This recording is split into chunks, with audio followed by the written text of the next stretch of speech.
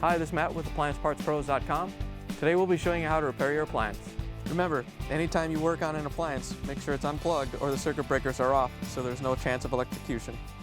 In this video, we're going to show you how to change out the Whirlpool Dishwasher Adjuster Housing. It's going to be a very easy repair, and it's only take a few minutes to show you how to do it. If you already have one of these, great. If not, you can click on the link below or get it at AppliancePartsPros.com. When you open up the package, you're going to get the new adjuster housing.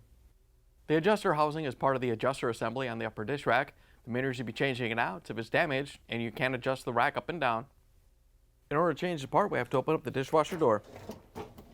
Once we have the door open, we can pull out the upper rack so we have access to the adjuster housing. There's one on each side. They're both changed out the same way, but they are different part numbers. We're going to do the one on the right. To get the adjuster housing off, we have to take the back plate off.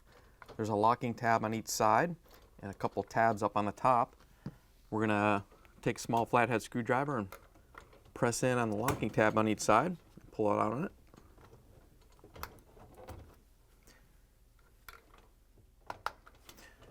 Once you have those released, you can just lower it down and pull it out.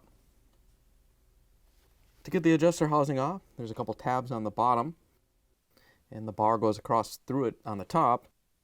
So we're just going to lift up on it a little bit, push in on it, and then lift up on it and pull it out.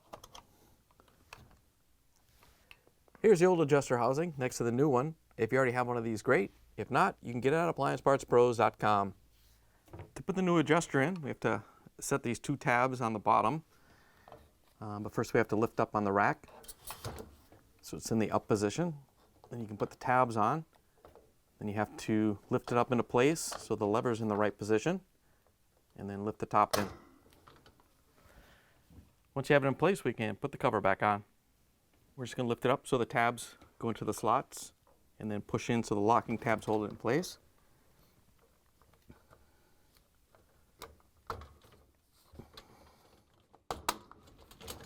Once you have the cover on, we can push the upper rack back in, close the door, plug it back in, and take it for a spin. Thanks for joining us for another successful repair brought to you by AppliancePartsPros.com. Check out our other repair videos on our site, Facebook, and YouTube.